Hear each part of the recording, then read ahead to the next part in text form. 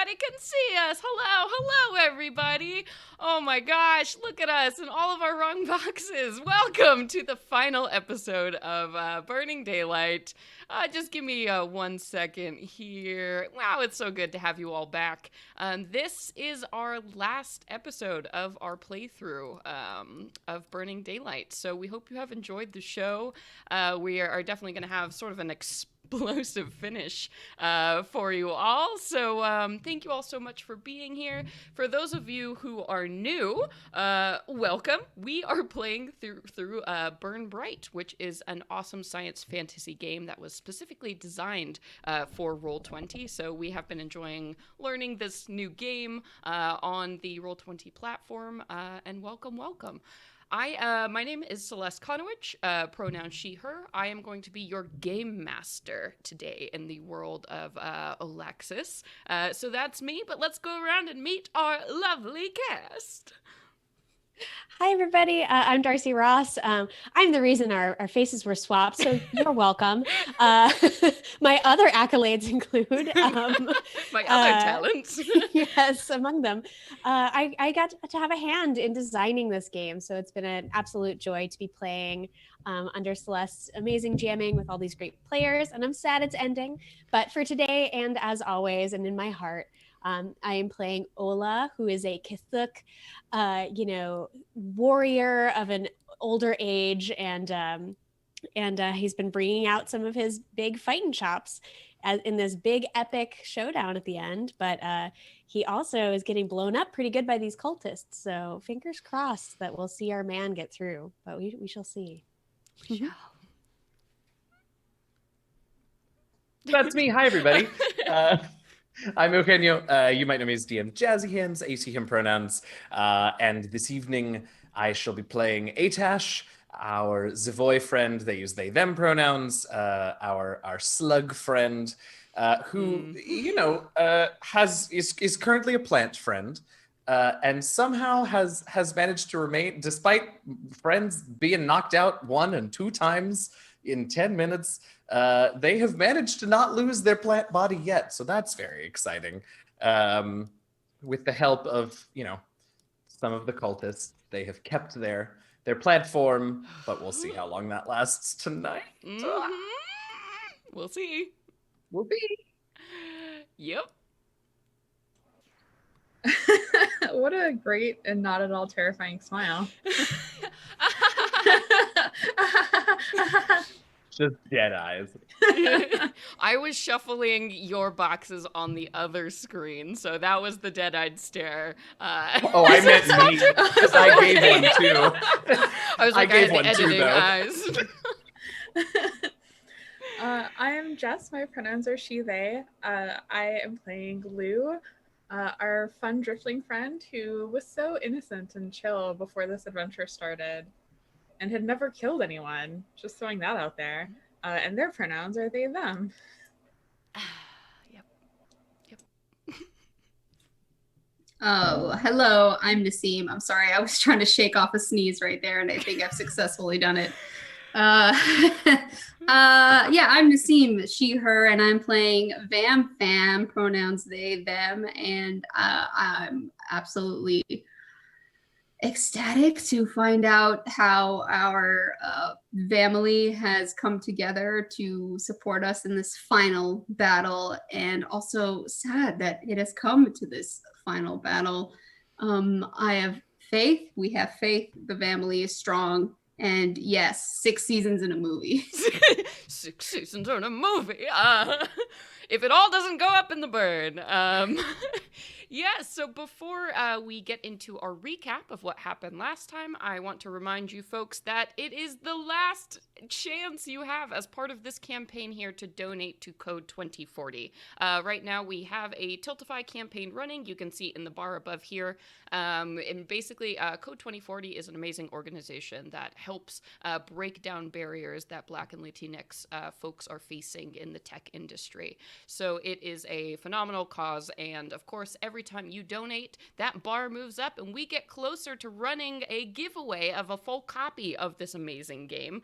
So if you want to play Burn Bryte please donate. Let's hit that goal tonight. For our last show, please, let's do it. I also do hear that, if we get that, there may be another copy getting given away because it's our finale. So keep your eyes on the chat. There are going to be some code words to watch out for. And let's go ahead and smash that goal, folks. So yes, that's the business. That's what we're doing here. So let's recap what happened last time. Quite a few things did. That left us in quite a mess. So team, tell me about that. We had a very successful spaceship battle. I'm just gonna throw that out there. That's one. I'm not even thing. gonna say we. I'm taking no credit for that. It was all you. None. It was As spectacular. a team, we had a very successful battle. You provided the contributed- support. You gave the advantages. True. I did give one of our Exactly. 3 advantages. You're correct. You're correct. We pulled it all together and we rocked it. But then we're immediately started by more ships, I think. But then there were backup ships that appeared and helped us out. So we went to the other side to try to find Bam Fam, who had been knocked out before. Yeah, we were over in the hangar bay. We were with, I don't have my notebook with me because I'm out of town. Bart and Beatrice. Bart and Beatrice, punk yes. teens, Those superheroes. very cool teens and the vigilante twins. That's right. Yep. And they came to our aid. We fought some cultists. We destroyed some fighter ships. And then some of the cultists hopped into the other vessels trying to escape. Ola awoke and came to our aid as well. Heroically ran in where he was blown up by the cultists that he had defeated. But you and took down a passed lot out before again. that happened. it was a cool 20 seconds that Ola was around for. Yeah, well, combat's hard. Yeah. Well, then Beatrice got kind of knocked out, and some of the cultists flew out. We got rid of like the main commander cultist, but I think about 3 of them got away, and we met up with our other space cadets, and we decided. Oh no! Once we met up in the hangar, we heard over like the PA system that the main baddie, Oppo, is basically challenging us once more, saying that they're going to bring this to an end. So come and face them to claim the rest of their kidnapped citizens. So the 4 of us, as well as Bart, went down into the main like arena that we entered to find him or her and all these 4 other cultists and like a big group of victims just hanging out waiting for us, still tied up. And that's where we stopped. Yeah, another detail, perhaps an environmental factor that anyone wants to share. The Burn has some opinions Oh yeah. about its current positioning and how it would like to instead be more close to us and possibly ending us all in one fell swoop. It really wants to get close to you, which doesn't seem to bother Oppo too much. She's very ready for it. But you are certainly on a time clock here. So that's right where we're picking up. At the very end of the episode, you had received this challenge from Oppo saying, hey, I have sent away most of the cult members. It's just you and me, and I've got all the people you want to save. So come here, let's finish this. And you had like burst into that room and you had seen all of these people kind of rounded up and tied together on one end of the room. And she had been flanked by 4 other disciples here. So yes, we're going to do it. We're going to jump to the play screen and just get this party started. So here we go. Here we go, everybody. Oh my God. Wow, we're here. We're here. It's very exciting because I think we're gonna like mostly stay in one room so you all can see. I just scrolled right there, the whole battlefield right in front of you. So just quick summary as we're looking at this map here. So we do have these 4 cultists that are currently surrounding Oppo, who is the one dressed in red with that white kind of bone mask, sort of hiding her features. And then just below all of these cultists here, so they are rounded up and tied together with ropes. Other than that, most of them are just, they just look terrified in this moment. And you all are here, and of course this is Bart, your vigilante teen who wanted some justice after his sister was trapped in a burning vessel. And she is back with the rest of the ships, basically kind of standing guard, just in case you need to load some of these hostages onto those additional vessels. So that is the situation. Oppo had just addressed you as you had kind of stepped into the room, and she had said, well, the burn is coming, so if you want to finish this, we have to do it now. And let's start combat. I'm going to go ahead and do phase 1 as a friendly reminder for all of you out there. The way Burn Bryte combat works, we break it down into these 3 phases. So during phase 1, I declare all my enemy actions. During phase 2, you all work together, come up with a team order, and then once that's decided, you all go ahead and take your turns. And then phase 3, all of my enemies who weren't stopped or interrupted are going to go ahead and take their actions, and we start over until super fun times. Cool. So looking at all of these cultists here, I think immediately, of course, all their hands light up in fire because, you know, that's sort of their thing. And then, yeah, there are 5 of them, 5 of you. Cool. So they're each just going to extend their hands towards you, and you can see that they are preparing to launch these, like, you've seen cultists before either, like, shoot balls of fire or, like, extend these kind of cones of flame out of their hands. So each one seems intent on doing this to you all. So I'm going to go ahead and mark you all with the little tokens. So the blue cultist is getting a shot off on Ola. And then red cultist will take a shot at Lou.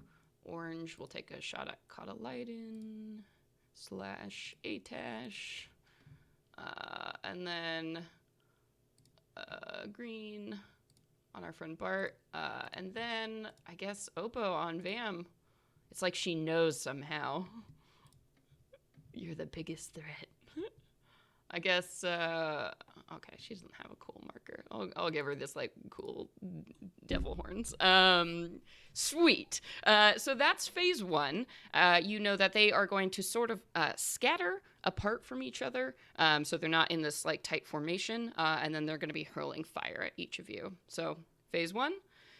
And then phase 2, we go over to you all if y'all want to discuss a plan, you know, what's going to happen there. Well, I really wanted to heal myself, but looks like with the med kit, I can really only do that outside of combat. Ooh, does it not say you can do a skill roll to use it in combat? It says no, it's a complexity 2 skill roll to gain 1 health level outside of combat. Oh, whoops. Yeah. I guess, you know, putting on band-aids and, you know, stuff takes a little bit more time than combat allows for. Yeah. So that's okay. We have these, oops, that's the wrong tool. We have these barriers that we could, in theory, if they're going to take pot shots at us, we could hide behind. Right. So yeah, and as a reminder, those concrete barriers were sort of like maybe like 3.5, 4 feet tall. So you fully standing right now, you know, it's very easy to see each other over them, but you could definitely crouch behind them. What do you think? Like 2 of us could fit behind each one? Yeah, probably, because they look Looks like about they're about right. 10 feet. Okay, great. Yeah. So I mean, you know, not getting blowed up is good. Yeah. It is good. Are the prisoners, like, tied up? What is their situation exactly? Yeah, so they've basically been put in, like, a big mass, and then, like, ropes have been wound around them all, so they're all kind of bound together in this big group unit. All right, then I suggest we try to focus on getting them loose. unbounding them and either getting them out of here first so that at least they're taken care of and we're not wasting their time. Them is fine with staying behind to deal with Oppo, but we want to get them out of here first. That's our priority. Yeah, So I think that I'm okay with going first to like make the moves over towards them. that sounds great. I think Ola wants to take out the laser pistol that he has and basically try to create an advantage of just like basically fire, like covering fire. I just want to like distract them to make to either, depending on what the GM says, make it harder for them to hit you so that you guys aren't taking the attacks, or easier, just generate an advantage that we can use to reroll later. So that's Yeah, I my think plan. Atash Can go anywhere in the order. I think Atash is going to sort of help with you, maybe take some shots at a cultist here and there, distract them. Because I agree we should get them out. I'm a little concerned with us running over to them, that's going to draw their fire towards the hostages, which I also don't want. So I'll hang with Ola, and we will, and do sort of a similar thing, maybe create an advantage and then maybe take another action to actually fire at some cultists. Okay. And, Sweet. and maybe also take an action to hide behind this barrier so that I don't take 84 fire damage from their burn How did you empowered. know it was 84? That's It's a random guess. It felt like a wow. good number, It's like as the burn gets closer, the damage increases. Right. Okay. So I hear Vam going first. Did we have any other preference on turn order? Lou, are you gonna go help Vam, or are you gonna help distract? I'm gonna help distract. I figure it probably makes the most sense for Bart to go help Vam, and then Bart can be the one to like lead them back to the Bay Area while we all stay here and engage Oppo. Oh, that's good. Sure. Yeah. Yeah, so I don't think there's any real preference amongst the three of us here. Okay. Cool. All right. So then, with that in mind, Vam, go ahead and start things off. All right, well, let's see where my distance is to. Cool. Yeah, we want to move right on up to these guys and start spreading ourselves onto the ropes that are binding them and start chewing away at the material and just setting them free and just instructing everyone, please make your way towards the right exit. We have ships on standby waiting to accommodate you all. And I'm gnawing at the ties with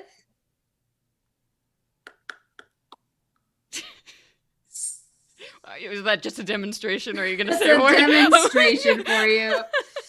Just like that, with power, because we need to do this as fast as possible. There's a lot of rope and there's a lot of people bound. There is a lot of rope and a lot of people. All right, so yeah, let's go ahead and how fast can you chomp through these ropes? So complexity 2, since it's your first action. Yee. Okay, so you are doing work on these ropes as you just go to town and start gnawing through them, and you definitely see you make it through kind of this first wave of get some people free, and these people in turn start turning around and helping to untie and untangle everybody else. So they will be able to get free, but as they are and they're getting free, they sort of just like look at you like complete exhaustion and panic and pain as they kind of stare blankly at you, not really comprehending what they're supposed to do. So if you would like to try and motivate these people to move, I think that's going to be another action for you. Yeah, because they are just shell-shocked at this point. No problem. With my Slav, I will encourage them all. Friends, please do not despair. We know you have been through so much, but your friends are here. There are more waiting for you. You will return safely to your homes, but it all depends on you. Get your feet moving and get to the hangar bay. You will be safe. All right, complexity 3 to see if your words land on this panicked crowd. Gosh, you're so good at talking. Nice. So yeah, you know begin sending out this cry as in between like "Nyah, nyah, nyah," like yelling and like chewing at ropes. But yeah, you see sort of the eyes uncloud of this kind of first row of people who were just sort of taking off these ropes, and they look at you, and like for the first time they seem to like become aware of the situation that's happening, and they start jostling the people around them and like talking and getting people up and just getting people ready to go. So it looks like this crowd is definitely capable of moving now, maybe following instructions, orders. So I'll say and are you kind of pointing like towards this door? Yeah, I'm pointing towards the door we entered from, and also like towards Bart as like, Bart, take them out. Okay. And I think Bart is like holding his laser pistol, and he goes, and like looks over at the fight, and it's just like, okay, everybody come with me. And so I'll have him just go right now, and basically he's gonna, get all these people kind of like hustling out of this space here. So you have successfully rallied this crowd, and they are going to be moving basically on the peripheries of this room, trying to get away while you all are dealing with these cultists here. Nice. Yeah, and you can, if Oppo cares, she certainly isn't giving you any kind of indication. So, she's not here for that gambit is over. So she's got new problems to worry about. Okay. Are there any other actions you would like to take on your turn? Well, is it possible for me to just like try to shoot someone in this chaos? Oh, that would be 4. No, that's it. That's my turn. You could also Come try to on. actively dodge, right? Because there's a Yeah, shot because you're gonna coming your get way. hit. Yes. Oh, that's true. Yeah. All right. Evasive maneuvers.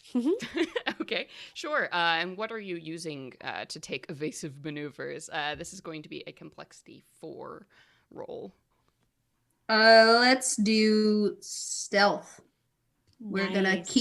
keep our bugs nice and separated after chewing away, and like try to like scurry through towards behind another barrier. Got it. Okay, let's do it. Complexity 4. No. Ooh. Okay. Good. I wanted those collapse points. Okay, so now I have 3. That's cool. Yeah, so I think you are giving rallying cries to these people, and even though you are sort of scattered, you are making yourself a very clear target, I think, amongst all of this movement and traffic here. So you have not shook off that attack. But with that, we go ahead and we're going to jump to Lou. But Lou, I think something happens just before we get to your turn. I think, where do you usually keep Raindrop? Oh no. I keep them probably almost like one of those like purse chihuahuas, Lou's got all kinds of like scarves and things that make up their various outfits. So it's sort of like almost like a sling that works as a sort of pouch for them to just like phase into when they're ready to come chill out with me. Otherwise, they're just like wandering just nearby. Sure. So I think you feel a rustling happen, at the pouch where Raindrop is, and you just begin to hear like yapping and like excited barking, and just in a moment you feel the weight of Raindrop gone as they phase like 5 feet over, and you see them kind of appear here, and they seem to be making their way towards one of the people in the crowd, the crowd of prisoners back over here. Oh no. It's their original. I guess Lou tries to call Raindrop back. Yeah, I think Raindrop seems to like ignore your cries, and you don't see them anymore as they kind of disappear into this like moving mass of people. Raindrop. It's a little heartbreak to start your turn, but you don't see them. You're not sure if maybe Raindrop just couldn't hear you. It's a pretty chaotic scene. Are the hostages starting to like file out as well right now? Yeah, they're definitely, so they're filing out and getting themselves together. I think probably at the end, maybe at the top of phase 3. I'll move them during that with all the enemies as well, officially. I guess Lou is. I mean, Oppo's right here, so they're gonna have to keep their focus on Oppo to make sure that she doesn't like attack the hostages.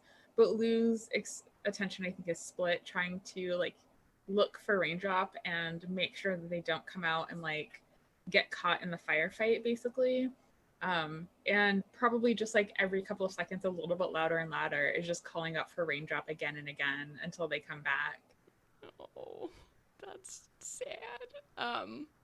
Okay, so is it just like if I yell loud enough, they'll hear me? you're yelling pretty loud. Maybe. Okay, let's go ahead and do some kind of check here. If you want to use your action to see what you can do with this, what kind of skill would you like to use to try and get Raindrop back over towards you? Is there a sadness? A sadness, skill? a melancholy roll, A heartbreak? Oh, I sense a new character arc coming on if this goes bad. Maybe decorum? Would that be sort of like that heartbreak of like trying to keep it together, but like Raindrop? Yeah, I'll go with that. Yeah, keeping a brave face, putting a brave face on it. So complexity 2. Okay. So you fight back whatever like sadness you have going on here, as you are calling out to Raindrop. And I think as you're like listening and focusing, and people are moving over here, I think you begin to hear Raindrop barking, and it's like it's almost like a big wolfing sound, which is not a sound you've heard come out of Raindrop before. Usually they're pretty like but this is like ruff, ruff, like a weird danger sound almost. And you can see as people are like filing out here, Raindrop is like has all of their attention on one individual who's kind of at the back of this pack here. And you can see that as the other like people are running and moving out of this room, this it looks like a young driftling is kind of like on the ground, and you see they're trying to like pull themselves up. They have some like a makeshift kind of crutch, but they are not able to keep up with the rest of these people who are just running for their lives at this point. And Raindrop is circling around them and like making this woofing danger sound. And they're so far away.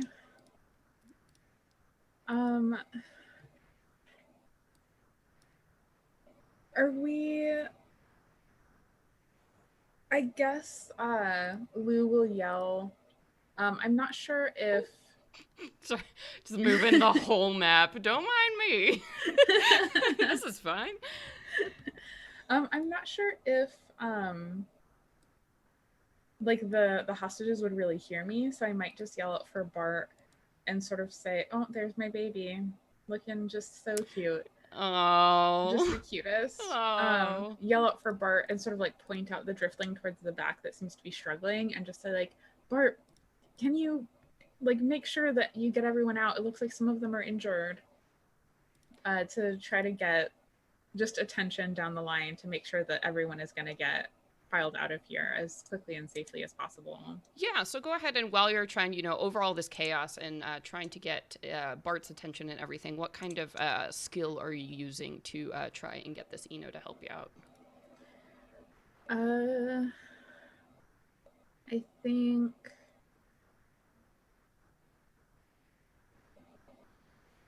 I guess maybe presence, because just being really loud and trying to like try to get the attention of as many of the hostages as possible to like let Bart know, because he's sort of in charge of them now, but also let them all know like look at your neighbor, and if they need help them, basically. Yeah, absolutely. Yeah, so let's go ahead and do complexity 3 on that. Oh my gosh. I think it's just, there's so much going on, and your attention, like you said, is so split between so many different places right now. I don't think Bart hears you, just as he's, starting to filter these people out of here. So it's just in the chaos. You see that, yeah, this driftling that Raindrop is protecting, nobody seems to be paying attention to them. Really quickly, since my turn went somewhere very different than I was expecting, can I use my Nova point real quick? Sure, not why not? For a Raindrop, for something else. Yeah, I mean, as long as you don't have to do a skill roll, I think so. Let's do it. I'm pretty sure I don't. Let me double check. It's not one of my abilities. Oh my gosh. No skill roll. Okay, sweet. I think that Olas are this Nova points that I've used the most. Yeah. But I definitely want to use work together to get one advantage per ally I can see, which is all of us right now, including Bart, I think. So just like all of the advantages we can possibly get. Heck yeah. But basically, like, oh, no. Raindrop runs away, and Lou is just like desperately calling for them back, and sees like Raindrop's previous owner is struggling, and Lou is feeling very, very heartbroken and sad and overwhelmed, and like things have just gotten so out of hand and wild, and Lou just starts like yelling out to their companions, like, we have to do this, we have to stay together, like, we're gonna be okay, we're gonna make this work, I believe in us, we're a great team. Oh, I can't lose anyone else.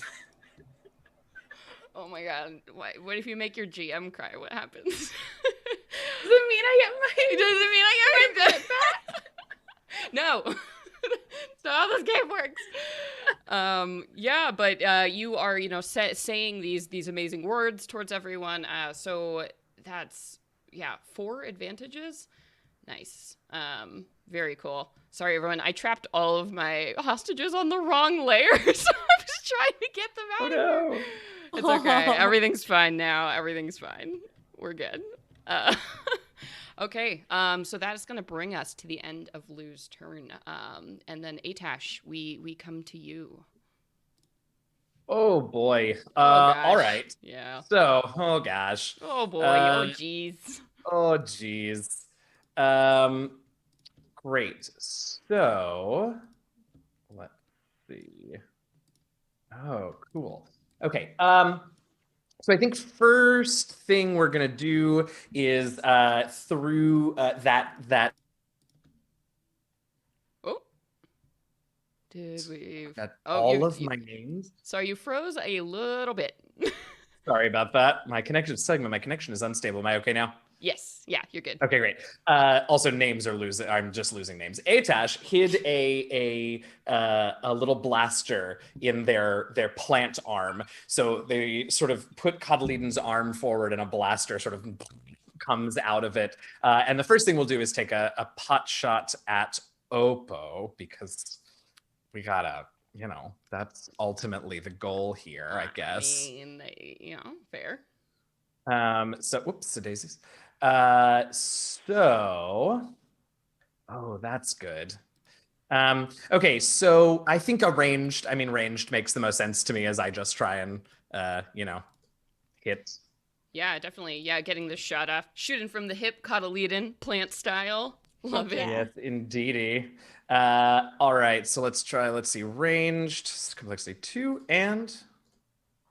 All right. Okay, yeah, so you get a shot off at her, and, you see these cultists in blue sort of look horrified as your shot manages to get through there, but, she takes it and kind of jerks, as you hit her in one of these robes, but she just straightens back up. It's still focusing on this intense fire. Great. And then I am going to...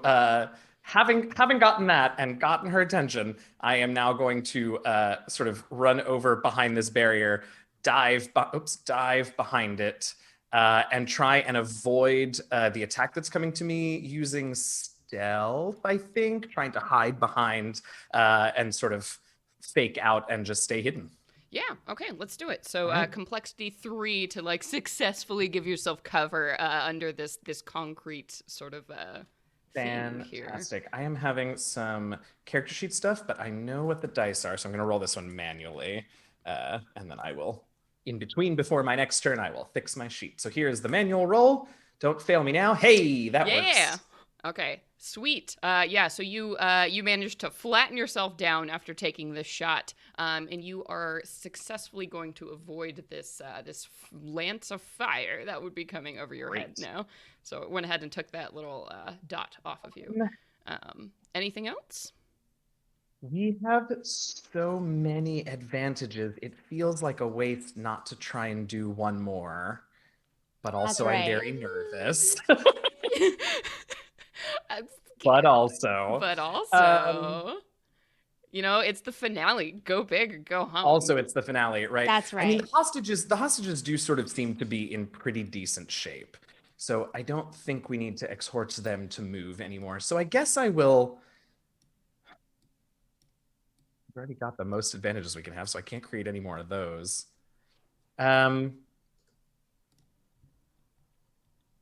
Yeah, I mean, I guess now that I'm back down there, I'll sort of, pop my head up very quickly, and that's why it's harder. Oh, I know what I'll do. I will yell at at Oppo that all of her precious hostages are. Oh, there's the voice. All of your precious hostages are getting away, and we're gonna be next, and you'll be left here with nothing. And I'll use Suave to try and do a little bit of psychic damage. Mental damage? That's so rude. All right, let's do it. Okay, complexity 4. Okay, I got one double, so I will use one of our advantages to try and reroll that one once. Okay, pull down to 3. Come on, no 6, 5, or 11. No 6, 5, or 11, no whammies, and stop. Hey, that'll do. You I think just hear like muttering coming from Oppo here. You know, again, this mask hides her face, so you can't see the expression, but you hear the annoyance in the voice. Excellent. Oh, and just as a quick point of order, actually, Oppo, that first shot was absorbed by a shield generator that she's wearing. So you saw that kind of flicker of blue go down around her. Okay, well, I'm glad I took that shot then. We got rid of the shield. Yep. And you did a tasty little point of mind damage there. So yeah. All right, sweet. And then that's enough for me, thank you. Okay, all right, no more risks. Fine, that's fine. I'm good. 4 is plenty. Okay, and then Ola, we come to you. Excellent. So Ola is going to let's see. A lot of my plan was done by the lovely Lou, so I'm opened up to new options. But I'm still going to start with the biggest breath you've ever seen Ola inhale. This enormous, carapace, expansive breath. And he takes out a laser pistol with one of his arms really charred. He's really been beaten up this session. Yeah. And he takes a deep breath, and a song that you remember from the Wailing Diva all those long days ago, this beautiful aria in a high falsetto, as done by the amazing singer. It appears that Ola also is a secret talent as a at least some degree of competent operatic singer, and so he is letting out this song. This is my distraction. Okay, no, I'm distracted. Yeah, no, this is tactical opera. Okay, tactical opera. Yes, you use all the tools available to you in war. Okay, this is what role playing is, everybody. Let me just. So I'm going to use a bit of perform role, and what my hope is, and you can sort of interpret, is either to make it like it's basically to draw their fire, right? And then try to dodge out of the way. And specifically, if we've still got a hit on Vam Fam, who's down there, I know you're behind a barrier, but you didn't dodge the next attack. We weren't able to stealth away. I want to really focus in on making sure that Oppo keeps the focus up here in the battle and doesn't go take a shot at Vam Fam. So. So you're operatically singing at Oppo to try and distract her from hitting Vam. I and I love think, it. yeah, I I'm love gonna- this.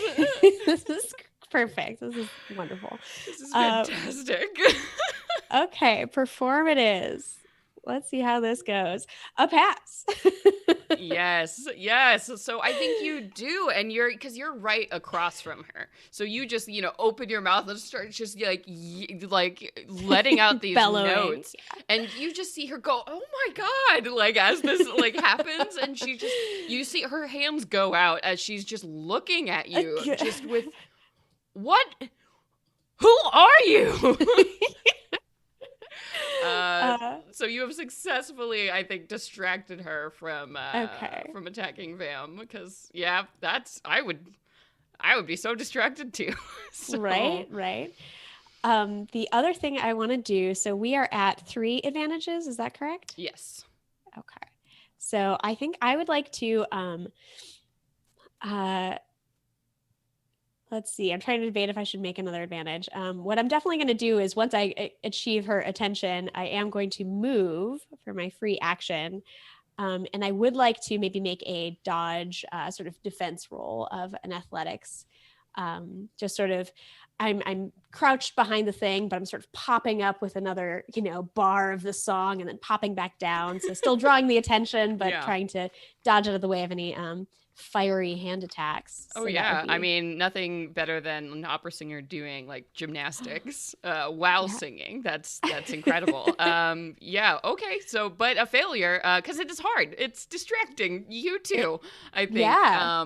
Hard to sustain that breath work while you're dodging out of the way. Yeah, so I think you try and go and like get behind this structure here, but I mean you are very large and this thing isn't very big, and Atash is already kind of crammed behind there. So I think you are pieces of your extra legs and stuff are sticking out all over the place. So you are not probably as well hidden as you would like to be. I think I'd like to use one advantage if I can. Oh, okay, to re-roll it. I'm nervous I'm gonna go down as I have in previous sessions. So let's looking for not a 6 or 3, a 4. Okay. All right. So you manage, you're like, oh no. And then you kind of like suck in your arms or like, get behind it at the last. Can you pop in like a shell? I think that the extra arms that I have absolutely have a little nook. They're sort of vestigial arms, except when you evolve them out, so they can kind of pop back in. Very cool. Excellent. Ooh, folks, we're only $30 away from our goal. Oh my gosh, thank you all for donating. Let's do it. Only $30. Let's get there. Wow. Oh, thank you all. Thank you all. Maybe I won't kill the characters if you donate $30. Awesome. It's for charity.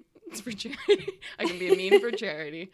All right. So you have successfully blocked the attack coming in at you here. So I'll go ahead and take that dot off. Anything else you would like to do on your turn? Yeah.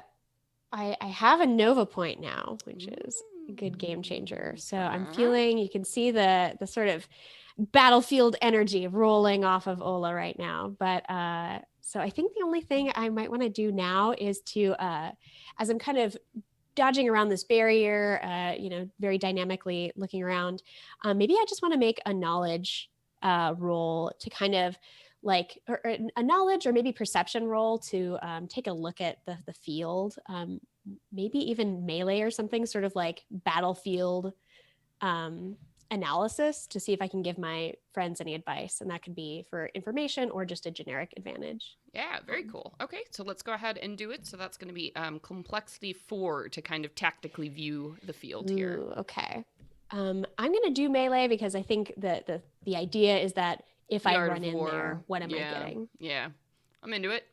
Okay, there you go. A hard-won pass. Whew. Hey, somebody said don't kill the Castellus, $10. But it's not enough. We had to do $30. So we're a third of the way there. But will other people rise to the occasion to not kill the cast? Thank you all. Thank you. Okay, so thank you for that sweet message. Y'all are great. Yeah, so that generates an advantage for your team. So we are back up to 3. As I guess you're like probably whispering, over your comm badge, I imagine, so you can all Right. hear like Ola's voice in your head about the best way blue to come favors at. his left, etc. Yeah. Very, very cool. Anything else for you? You gonna push it? Complexity 5? Come on. Oh no, I'm here to Okay. generate advantages and let them push it. That's the goal. Fine. Cool. Well, before I technically take Bart's turn in this order, I'm going to spend some collapse points here. Says Oppo has a very fun ability that I have to spend a collapse point for. So let me just look at some measuring here, shall I? Okay. Okay. So she is gonna move right here. Which is gonna give her just a nice look at that center spot right there. Boom. Literally, as she extends a hand outwards, and this massive sphere of flame shoots from her hands as she casts a fireball that is going to land on this point here and affect everything within 4 squares of it. So that is going to be all of you, my friends, as just this roar of fire comes out, and you suddenly understand what the ranking system here might be based on, as just this explosion, more powerful than anything you've seen from these cultists, fires off here. So you all are going to take 1 damage, and you are also on fire. So while you are on fire, basically at the start of phase 3, you are going to take another point of damage. So that's going to be pretty much immediately after this until you are able to put yourself out or somebody else puts you out. So that's fun. So that was I in that radius? The Vam? No, you are not. So it would just be Lou, Ola, and Atash. Because also Bart would be just out of it too. Fun. Okay, so that was one of our special collapse abilities. And do I want to spend my collapse points for my goons? I'll give one to Orange. Wait, Orange. Yeah, I'm gonna give one to Orange here, who's gonna go over and look at what's going on over here. With this loud dog. They do not seem to be a fan of what's happening over here. So Orange is going to take a turn to go and investigate this situation down here, where Raindrop is barking madly. Cool. So that then would bring us to Bart, who is basically using his turn to run out of the room here and kind of corral all of the hostages away. So he is off the field. That means that Green is not getting a shot off this turn. Cool. So it is the start of phase 3. So everybody who is hit by the fireball is going to take 1 point of damage. If you haven't done that already, since you are on fire, and it hurts. And then we're going to have, so Orange is going to move down here. 1, 2, 3, 4. This is the second point, basically, or still on the first. That would be the second point of damage. Cool. They're going to go over here, and I think... Okay. So you see this this blue cultist here starts kind of throwing down these little bolts of fire, like trying to get Raindrop, but Raindrop keeps like phasing out in a different space as this cultist is trying to destroy this dog who just won't stop barking. Oh no, Lou. Ooh, so that is what that cultist, Raindrop is fighting this cultist over here. And then this cultist in the back with the red is going to get the shot off on you, Lou. So that is going to be, let me see, they actually might have to move. Okay. Okay. Ooh, maybe he actually can't even get to you this turn. Wouldn't that be nice? Sure would. Yes, please. No, I think he's going to be able to do it. Oop. Yep. A ray of fire bursts out of this one's hand as you see just this trail of flame come towards you, Lou. So you are going to take that's 2 points of damage as you are caught in this fire ray here. And you are on fire, but you already were on fire, so that's what that is. Now I'm unconscious. Ugh. So you all see Lou go down here. See, people, that's why we need more money. Donate more oh my money. gosh, we're only $5 away. We're only $5 away from me not TPKing the party. Come on. Let's go. Yeah, thanks. Eugenio's dancing. Come on, $5. Let's do it. Oh, I love it. Okay, so that brings us to the end of the round because I believe you all avoided every single other attack. Actually, let's see. I'll just take some steps out here. 1, 2, 3, 4, 5. They're just getting closer. 1, 2, 3, 4, 5. They're like right on the other side, looking over at you all. And Oppo is cool in the back because she can throw fireballs very far. That's that. And then we go ahead and start over here. So back up to phase 1. I'm going to declare my orange cultist is still going to be trying to get raindrop. It's a raindrop v blue cultist situation over here. Oppo is going to go ahead and take a shot at... I guess Vam is the only one she can see. So Vam. And then red cultist is going to come around here and try to stand by you, Ola. And green cultist is going to pop around the other side. And I guess you look scarier, Ola, so blue cultist is going to also come for you.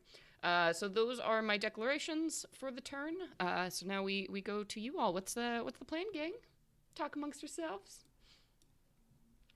I'm about to rip through these fools as a ball of death. So Yes. that's my plan. Yeah, I can use Cuddlin's bananas tendril thing to get them all as well. Or try real hard to anyway. Okay. So any Hola. yeah. Yeah, it's a good question. Can you do anything? Aren't you unconscious? No, that's Lou. I am Not I'm Ola. unconscious. Not this time. Oh. I Oh. have There we one go. health We can level assume. left. Let me put a big red X so it's Fair. a little bit easier. Oh, Okay. Oh, I'm sorry. no. Just easy visual cues.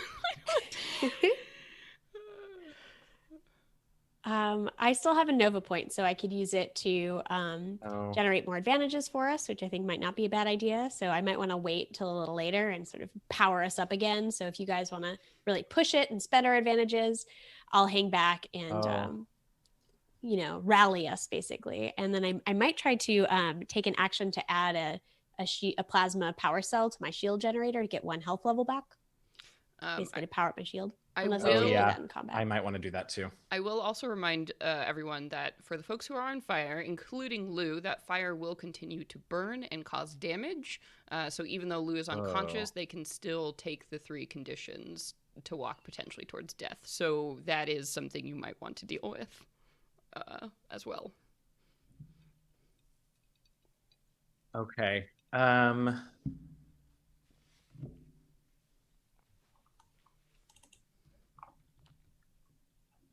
Well, I mean, I can go and get Lou, but if I do that, I won't be able to be in range to do the tendril attack, which is fine.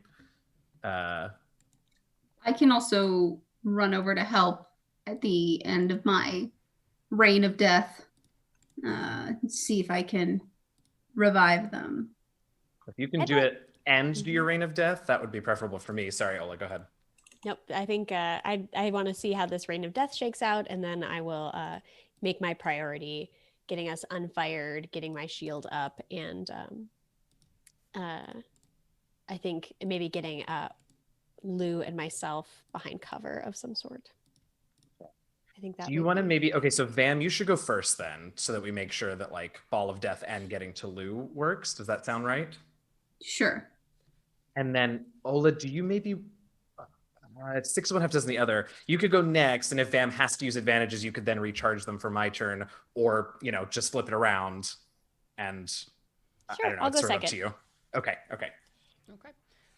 And then I'll back clean up and try and fix whatever doesn't get fixed in y'all's turns. It might be a lot that you might have to clean up, so I apologize in advance. That's okay. Keep lots of advantages. We'll be fine. It's fine. This is fine. All right. So let's start things off. Vam, let's go for it. Since I have to automatically start with complexity 3 as a ball of death, Mm-hmm. I'm gonna try and first gain us another advantage Okay. Oh. by riling us up and pissing them off. Awesome. With what am I doing that with? Perform, I suppose. You're making a rude gesture with your body. I vibrate rudely. No. Oh, so rudely. No, I'll just say, your cause has failed. You have given your followers a very thin veil of short-lived power, and they fled like the cowards they are. I witnessed it on their own faces. You will fail, and our family will succeed. The burn is come for you. And yeah. I mean, I'll say also, I will remind you, if you want to do like psychic damage, you can. You can deal damage with social skills in this game. I mean, we could do that, or you could do an advantage, whichever you prefer. Well, the team, do we want to gain an advantage, or should I try to use that as a psychic damage? I'll be I able to get think us a bunch of advantage shortly, so. Mm-hmm. Right. I think hit him. Psychic damage it is. Okay. Directed towards Oppo, I'm assuming. Yeah. All right. So go ahead and roll. That's going to be complexity 2 for you. Haha. Okay. She is shook by your words, your cruel words. As you know, you can swear you see her shoulders like sort of fold in and hunch as she kind of just starts looking around this place and at, you know, the remaining few who stayed with her, and, you know, flickering from outside through the portholes, you can see the advancing burn, and she just seems to look around and just shrink almost in size as you yell this at her. All right, what's your next move? Next move is Ball of Death. Ball of Death! Death! What kind of skill are we using for the Ball of Death? Power! Power! Power 9000! All right, roll it. Complexity 3. Here. Let's show this to the people. There's my Ball of Death. Oh, look. Tight And then ball. complexity 3.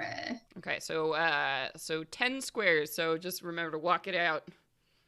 Oh, yeah. Well, hold on. Need to get rid of this thing now. So we are moving first up to this cultist right here. Okay, so count your squares. That was 1, 2, 3. 3? Mhm. Yeah, okay. So 1, 2, 3 on the cultist. Boom. Yes. Whew, very cool. All right, so let's walk it out. And then this guy. Person with another 3. Oh, Yes.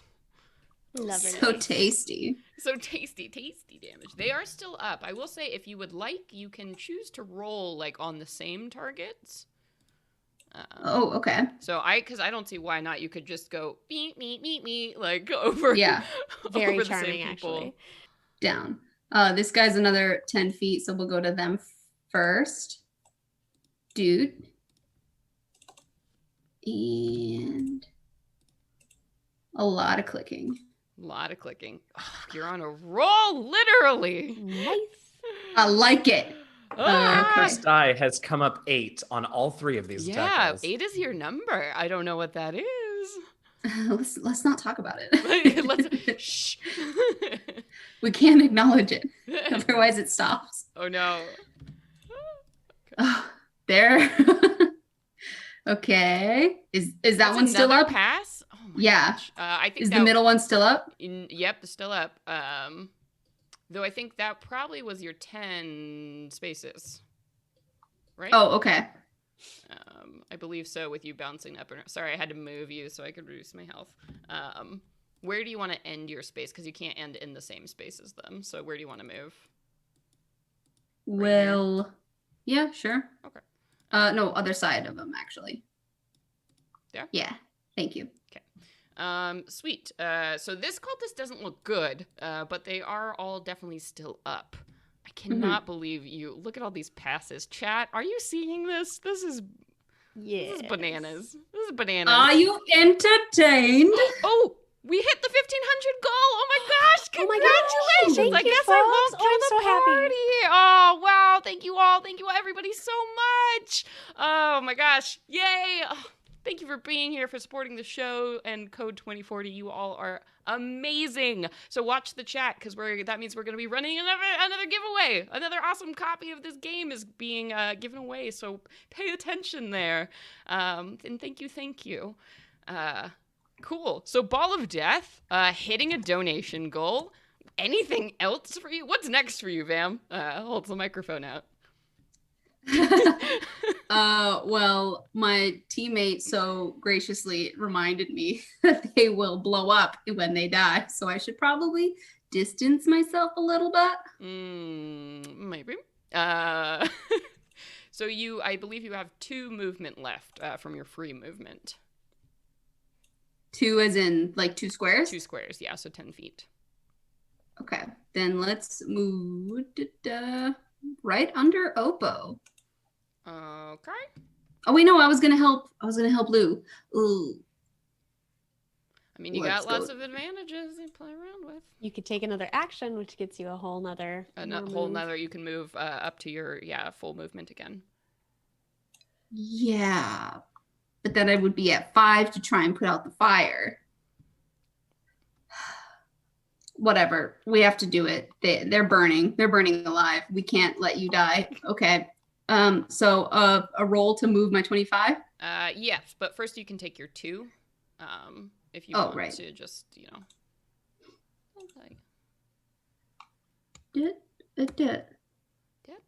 Okay. And then roll to move. So that's going to be a 4 to go ahead and see if you can get up to 5 movement again. Okay.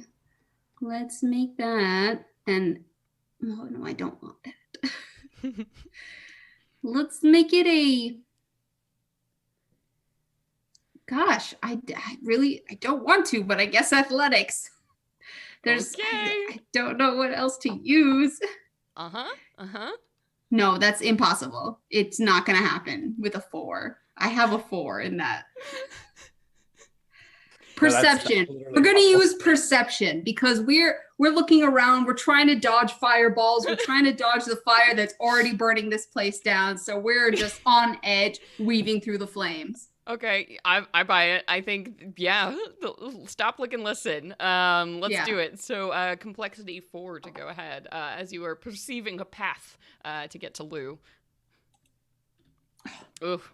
Hey, I mean, we have some advantages. You want to burn them? Advantage? Yeah, Okay. just 1. Oh, yeah. Okay. Let's do it. Yeah, so okay. Yeah. Okay. Okay. All right. All right. Nice. So you did it. You pushed through at the last second. You managed to avoid a cultist that you just saw out of your periphery and run on by. And so you make it to Lou. All right. You want to try and put out this fire? Complexity 5?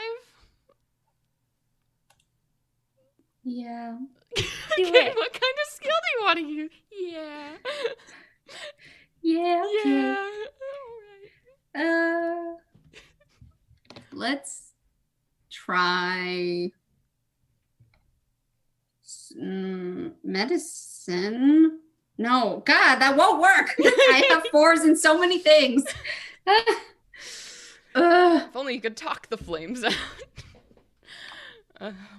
This what if I used skullduggery and just tried to use like the things around me to MacGyver some kind of, I don't know, blanket or cave cone to just like snuff out the flame?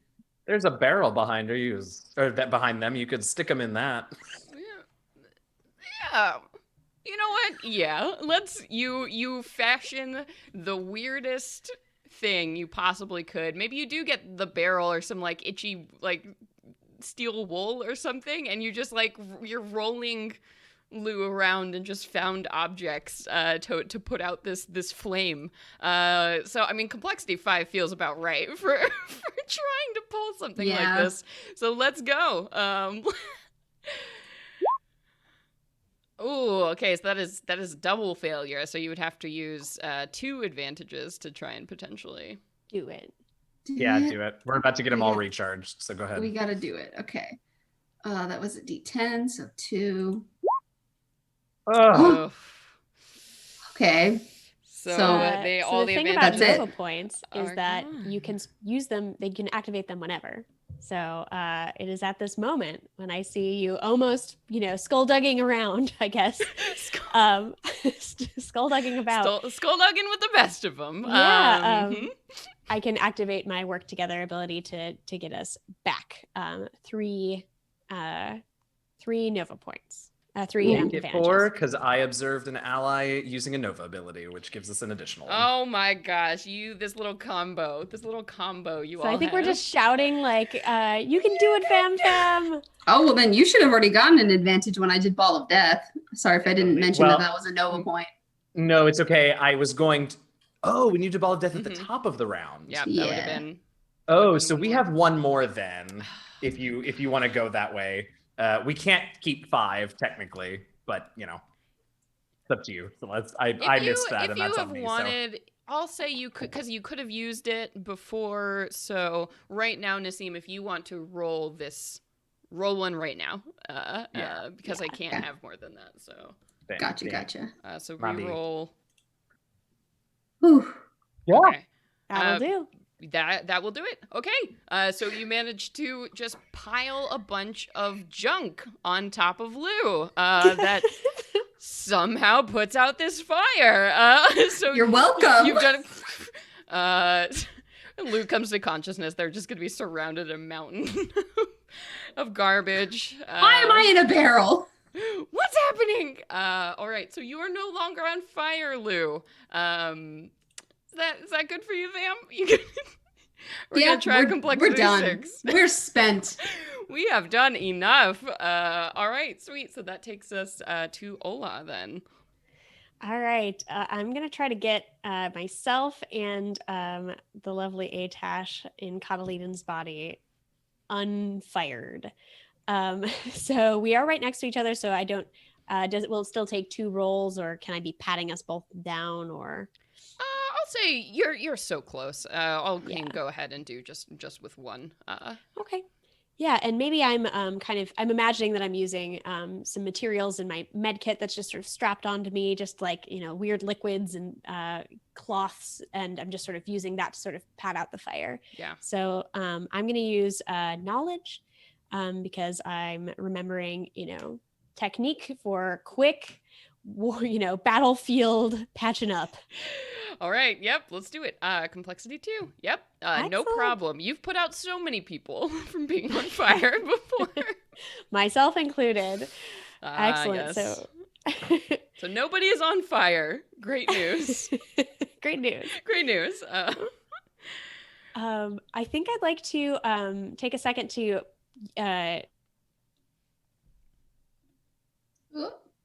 give myself a one more effective health level. So is that a roll as well, just sort of like dexterity, or what are you using to heal yourself? Yeah, it is just I'm putting a pack in my basically overcharged shield generator. Oh yeah. Yeah, I think probably because in the middle of combat you'll have to do something just to jam it in there. So yeah, that's going to be a complexity 3. So what are you using to accomplish that? Yeah, let's do a. I think it's kind of athletics. I know I've used it before, but I think it's how fast can you Mhm. sort of Reach into the bag, spin this unstrap, around? get it in there. Yeah, absolutely. Nice. So you do with a practiced motion, you put yourselves out and you jam another shield generator into your pack. All right. We're keeping it All right. rolling. Yeah, I want one more action, and that is that I want to speak into the heart of Oppo. I love how we're just taking her down with social damage. That has been the only Well, damage she has taken. She's Okay. very scary and full of fire. She So. is. She Also, is, though. Mm-hmm. I feel like ideologically we're trying to win also. Yeah. And so that's what I'm going to try to come at this with. So I'm going to, there's fire happening all around, but I'm going to sort of peer around the side of the block and sort of shout over to Oppo and basically say, I'm going to try to make an empathy check. But what I'm trying to endear them and instill in them is that the galaxy has lost all sense, and I know you're trying to control your way into some semblance of understanding, but this is not the way. We all must find our own path. Let Vam Fam be Vam Fam. Let us leave. Let these refugees go. Go into the burn if that is what you choose, but leave us out of it. So I'm going to try to basically understand a little bit or make an assumption about where they're coming from and let them know that they can go into the burn all day long and I won't stop them. Mm-hmm. All right. So complexity 4 to try and see if your words hit and home. show them the error of their ways, of her way. Okay. So this, yeah. Wow. So that is a pass. So something happens. Mm-hmm. So I think what happens is that you send out this speech, and it clearly reaches her, and she was already kind of shaken from before, looking around, and I think when you say that, she goes very still, and all the fire around her hands ceases, and she kind of reaches up, and she grabs this mask and sort of pulls it down. And for the first time, you can see this Olran in front of you with this almost like a pinkish kind of rosy quartz hue. And she looks young. And she kind of looks at this mask and looks at all of you, and you see all the blue-robed cultists just sort of freeze where they are and like turn, their attention back towards her, making this very strange gesture. And she says, "Well, perhaps it is not the will of Gulmak that you should die here today. Go get out of here before I stop you, all of you." And she kind of barks and like screams this at the figures in blue, and there's like this moment where they look at her and they look at each other and you all, and they start to run. They are running back towards the left here, towards where there was that other docking station, as they have been set free and they don't want to die here. And Oppo just kind of sinks down to her knees and is sort of staring out at this porthole beyond, where the flicker of orange is growing so close to the edge of this station. Hola! Well done. I feel like I feel so much worse knowing she's young. We can't let her die here. I mean, she can do what she wants, but I also feel so much worse that she's gonna die, like, knowing she was wrong. We could try and bring her with us, but she's not gonna come. Oh, no. You've still got a turn. I mean, I guess we're sort of out of combat. Yeah, but... definitely. I mean, if you don't stop them, these blue robes are gonna just run. They don't want to fight anymore. If they Oh no, they want they're some welcome time to go. to get out of here. They're welcome to go. Yeah, and Oppo, I mean, she just remains, she's sort of, crouched on her knees, like, looking at this mask in her lap.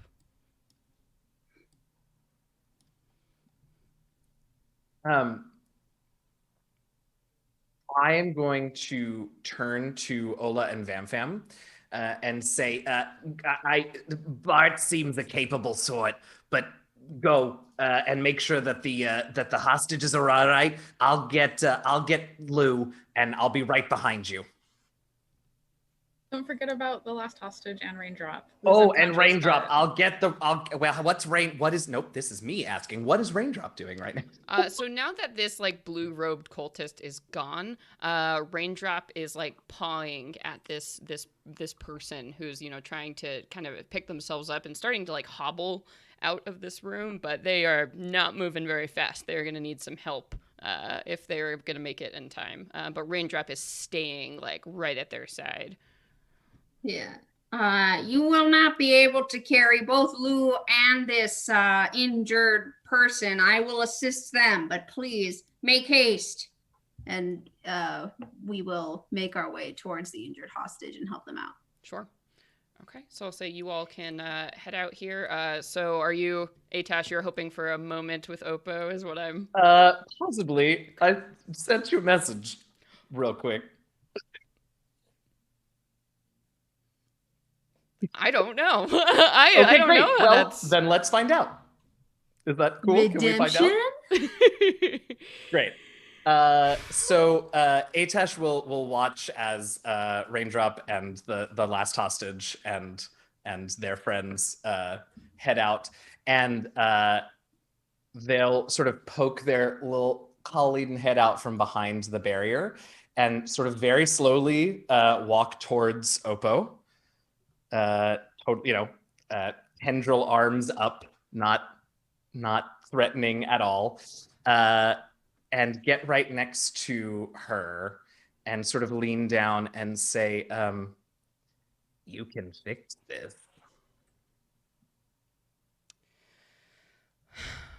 What? Well, I mean, you've done a lot of things in your life, even just the ones that I know of. Are you interested in a bit of redemption? What are you talking about? Make it right. Well, I know that you've given your life to Gulmak, right? Indeed. And that sort of feels like a foregone conclusion. Like, you're pretty powerful. I think he's gonna, want your soul or whatever it is, right? Perhaps. But there can be more left of you. You could maybe help to make some other things right if that's of interest to you. Just because Gulmak's gonna take your soul doesn't mean your body can't be useful. And she looks at you with this bizarre expression, and she's like, I don't understand what you are... No, of course not. Of course not. Maybe this'll make it a little more obvious. And they will sort of sit down cross-legged and put their tendril hands out in front of them and sort of pour Atash's Zavoy body onto the floor, and Coddleden's body just sort of slumps in the seated position over. Hi, this is what I meant. I see. And just out of curiosity, why do you think my body in particular would be helpful to your cause? What's in this deal for you? Well, there are a lot of your friends who are still out there. And I think, they know your faith and they sort of point to the mask. And maybe with your guidance so to speak, they could, I don't know, they could do some good for all the bad that they've done. But I don't think that we would be able to convince them of that. We sort of have, killed several of their comrades and blown up several of their ships. I see your point. It's interesting. I'll give you that. Okay. I don't mean to rush you. This is a huge decision, but like, I don't really want to find out what happens when you enter the burn. So, it's fine if you don't want to. I can certainly get out of here. But I don't know. You surprised me there at the end, so I thought I'd give you a chance. You know what?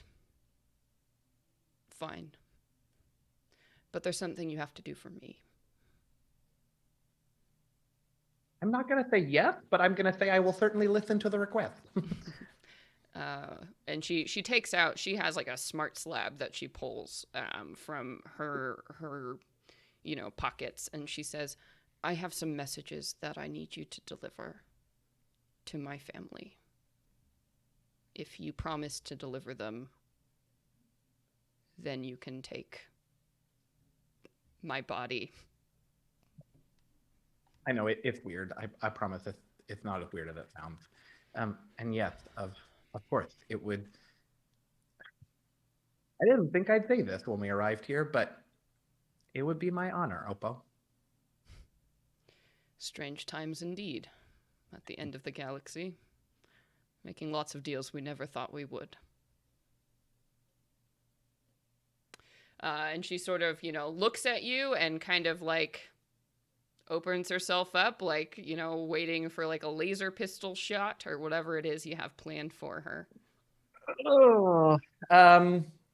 Actually, I know what I'll do. So I will take very awkward to watch, but I'll take Coddleden's body and I can sort of take I know now that I've been in it for a while, I know where the gland is that produces that pheromone that I used in small doses to like make people like me, and just take a couple of pure concentrated drops of it and sort of collect it and give it to her so that she can drink that. Yeah. She'll really like me while she falls asleep. well, she so does. That's good, I guess. Yeah, and I think she's surprised, but she's okay. I mean, hard same, but yep. And she kind of raises like the little like cup hand like sort of to the burn outside, and swigs it down, and in an instant. Yeah, and in that same instant, so that it's all very fast, I will use my final Nova point to take over the body of Oppo Midinivinken. Mm-hmm. All right. And then I will run out and then remember that no one knows I did this, so then I will run back and grab Coddleden's body, which is probably not going to help, but I still want it. So I'll grab that and run out and follow my friends. And also grab Lou. Also grab Lou. And grab. Yeah, sorry, Lou's took I had was Lou. yeah. Okay. Yeah, okay. I thought. Sorry. Yeah. You're carrying 2 shells. No, it's of okay. a body. Yeah. And I'll say, yeah. All right. So as you catch up to everyone, and I'll say, Ola, like while you're, running and moving people, I think you can give Lou like a little adrenaline shot to get Lou back up. So let's not have you be unconscious anymore. Yeah. You come back, and and you're like groggy, and you see, Lou, you see Raindrop, and you see this other driftling who you think is probably their owner. You take all this in as you all are moving in a group back up towards this. The big bay doors here. Anything you all are doing or saying while Atash is having this moment? Oops. I mean, definitely as soon as Lou wakes up, they're looking for Raindrop again. Mm-hmm. Mm-hmm. And I think Raindrop will kind of like move over to where you are, because you're also in the back, because you are hurt and this other driftling is hurt, and and Raindrop is kind of walking between you both, now quiet and like nervously looking at both of you, just to make sure you keep moving. How many ships did we end up having? Did we just have this one ship in Wanda? Yes, unfortunately. So you have this one ship here, which could fit about 10 people. You could fit everybody else on Wanda. Wanda's pretty big. It's not going to be super duper comfortable. You're going to have people like crowded in your lounge, and probably have to give up a bedroom or two. But you can get everybody on board. So is that the plan? As you all are going to file onto Wanda and onto this shuttle here? Get out, yeah. Yeah, definitely. Lou tries to direct the other driftling to get onto Wanda so they can try to talk to them once we're on the ship, not here. Like once we're on our way away from the burn. Yeah, for sure. So let's go. I'm gonna go ahead and jump over to this map here. Oh my gosh, so many people. Here, let me put you all on this map too as we leave this station. Transition. Wow. Oh, there's a dead cultist that snuck on here, buddy. Get out of here. And I'll go ahead and delete some doubles. Cool. Oh no, Ola, I think I deleted you. There we go. All right. Yeah, I'll probably instruct Bart and Beatrice to be on that shuttle together and take as many hostages with them. Okay. Yeah. So they will do so. And yeah, they load on here and help out. And so as you all kind of load down, and I think the last person who crosses over, you see Oppo running on board the ship, everybody. Just saying, we started this journey on Azobni and met a peacecraft, and I am Atash. Oh, Atash. What have you done? We'll talk about it later. I have some messages to deliver. It'll be fun. Anyway, we should go. Anyway, this is terrible. And as you say, we should go. And, you are starting to like take off from the station here and everybody is settled. There is a horrific, like groaning sound, like shattering sound as you look behind you, and the burn has jumped forward in this tidal force movement and consumed half of the station. And in this big blast, it's rolling like a tidal wave at this point now, as it is moving so quickly through this ship. You got off just in time, but the burn is right behind you, so you have to move.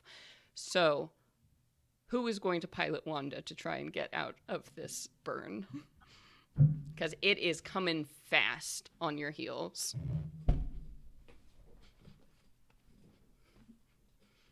I know we're in the finale, so part of me wants, Lou to have the honors, but I'm also happy to help out. How you feeling, Lou? As much as I want to have the honor of like this final piloting, Lou is way too distracted by Raindrop. Like, fair. We're on the ship now, and Lou is like, everyone else also knows how to pilot. It doesn't matter. Like, I need to figure out what's going on with Raindrop. Although Lou is happy to talk through Wanda for the engine blast thing that we can do with our fancy engine, but I don't think Lou has the concentration to pilot right now. Yeah, I think Ola might hop in then, unless anyone's raring to go.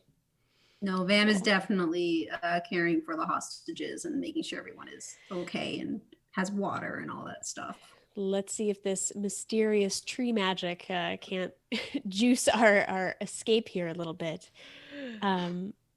Yeah, should I make a roll? Yeah. So if you want to activate the engine's kind of supernature power, go ahead.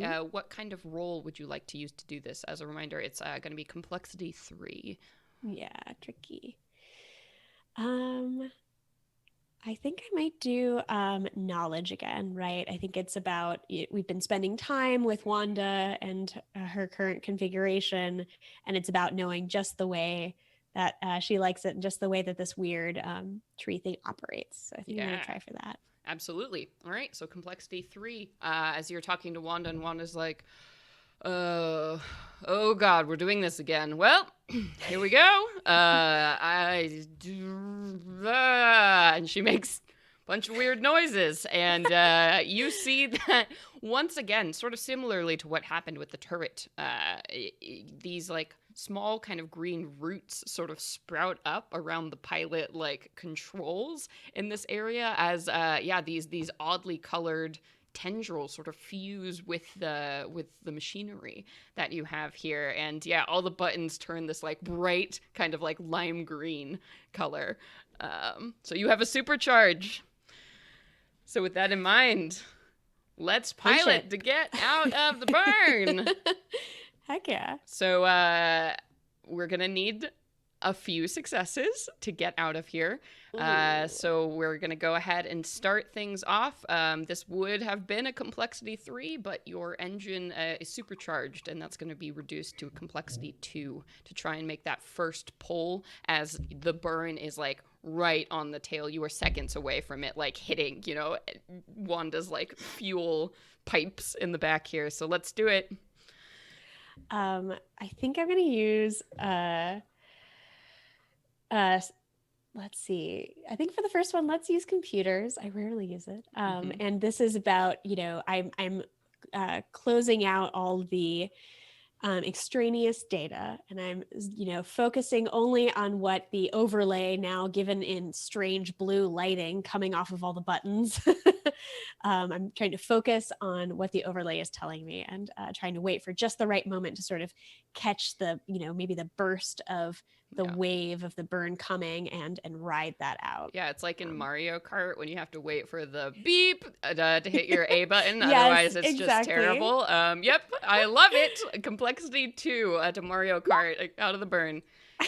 With flying colors, you jam right at that moment you are supposed to, and you hear Wanda's engines just like boost into supercharge as you see like all of these tendrils also sprout all these like little leaves and little white flowers that sort of look like jasmine as just the ship kicks forward. And I think you all, wherever you are in the ship, have that moment of like, whoa, as you speed up, and you can see out of the portholes and the windows in the back of the ship that you get a little bit of distance. So you are at least traveling at the same pace as the burn, but the burn clearly has no intention of stopping. So we're going to go ahead and move to our next check, which would have been complexity 4, but is reduced to complexity 3 to try and outrun the burn.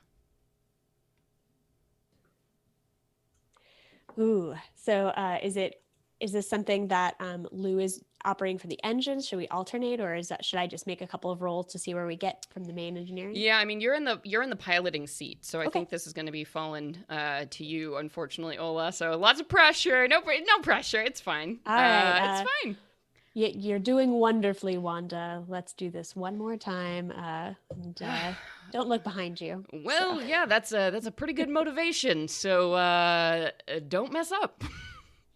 Excellent. I think I'm going to use decorum this time, and it's about it's about really settling into this persona of being the pilot, being this calm, cool, collected, doing exactly what I'm supposed to be doing in this role. So I'm settling into, almost losing a bit of myself to do so. Yeah. So let's see. All right. Complexity 3. Mm-hmm.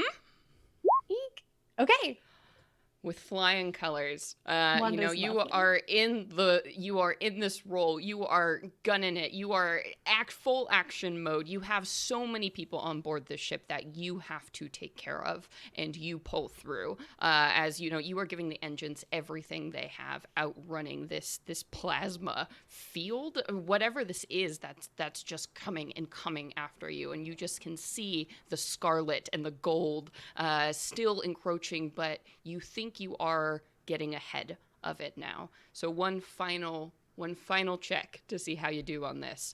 So this is complexity 5 reduced to 4 on this one for a final pull away from the burn. So this one is, I think I'm sort of feeling the way that Wanda's moving. I've really settled into like what we're experiencing right now, and I'm hoping for that last bit of oomph. Right, we've brought a lot of stops out, and so I'm going to, as I'm sort of talking to Wanda, I'm going to sort of whisper under my breath, Clara, you can do this, right? Because we heard, I know that little girl who introduced herself to me, and I have no idea what she's about, but I know she's in there. And so I'm going to sort of call out to her a little bit with an empathy roll. And a fail. Perfect. That's the perfect thing to fail on. So, sorry, guys. You say this, and I think, as you call out this name, your screen like goes weirdly blank in that moment, and you're like, no, no, no, no, no. And, you feel the engines just cut at just the wrong time. So you still have enough momentum to propel yourself forward, but you just barely make it as the burn clips your ship and sends everybody kind of goes like into a sort of a spin dive as this happens, because Wanda just starts turning around in circles. Oh my gosh. As one of her back propulsion units it's just gone now. Wow. In just touching the edge of the burn, it's just completely gone. But you had enough impulse power from the 2 successes to be able to pull you forward. So your MI takes 1 point of damage, but you see that the burn holds. It stops in place just as you are spinning out beyond it. And, as your engines sort of die, everybody on the ship is quiet. And you see that the burn has stabilized as it stands out there now just flickering. And Olaxis is just a little bit smaller. But everybody's fine. Your ship is still okay to fly. It's nothing, some Jur can't repair, maybe. So in that moment of quiet, I mean, you all have escaped this ordeal. What does the next hour kind of look like? Just give me all a quick rundown of what's happening here, right after this crisis has abated. Well, we should probably... Oh, go ahead, Vam. I was just thinking, I don't think Vam actually knew that there was a whole fleet of civilian craft coming from the message of the family. I mean, we know that Bart and Beatrice showed up, so people heard it and were coming, but I don't think we were aware of the scale of how many ships that aided you in that space battle. So maybe in that time we're learning about this, and we want to send out a final message of thank you to everyone and record that and send that out. Yeah. I think Vam, and you go to the message boards and you go to these pages and you see people are celebrating across the board. People are saying, yeah, they made it out. I saw them. No, I saw them get out of there. And yeah, the burn, it's gone. The station's gone, but the hostages are safe. Bart and Beatrice, they told us what happened and everything's and people are checking in about where people are and making these meetup points and saying hey, my home planet is here. Let's get here. Let's get food. Let's get repairs. People are ecstatic that they personally feel like they stopped the daylight cult from operating. And you see already in this this after battle glee, they're making plans, they're sharing where the they know other outposts of the daylight are. And people keep asking where are they, where's Vam Fam, does anyone know where Vam Fam is? Oh, so you are tears seeing, are coming to Vam Fam's eyes. We are so happy, and in the message we're saying, you all thank you so much for your bravery. We have lost our family before, but we have found it again with you all. Your heroism has brought the Daylighters to an end, and their reign of terror is over.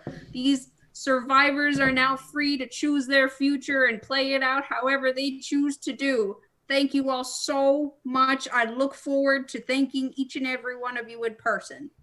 Yeah. And, the likes start pouring in on the video and comments of people asking, what's next?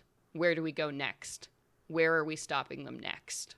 Is pouring in on these videos. So that is the hour I think you are having. Oppo Atash accidentally walks in the back of the video and sort of freezes and like, never mind. Oh no. You just hold up a red robe like, no, it's fine. Oh yeah, people are afraid of you as you are walking around the ship. The hostages are just, they don't understand what's happening. They're scared. So Lou, what's going on with Lou and this driftling who now is like, been sat down on like one of your beanbag chairs, and Raindrop is just sort of like there. You can tell they're pretty nervous. I think after like deserting the responsibility of piloting Wanda to Ola, Lou is trying to be responsible at the beginning of like trying to like check on the hostages, make sure they have what they need.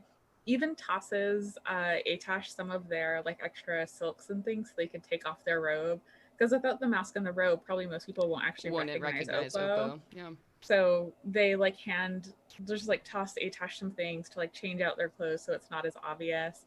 But the entire time they're doing anything, they are keeping an eye on Raindrop and like looking back and forth between Raindrop and this other driftling. And eventually they make their way over to this driftling and introduce themselves and just start trying to like ask about their blip.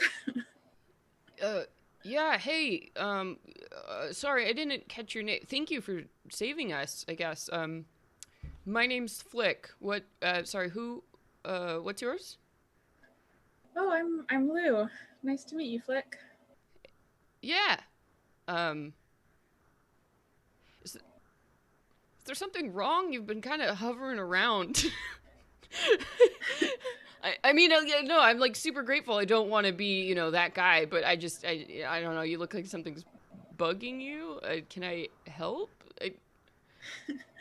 Nothing's wrong exactly. I just, your blip, when you got captured by the Daylighters, your blip traveled with us here, and I've just gotten very attached to them. So I've just been trying to keep an eye on them and make sure they're okay.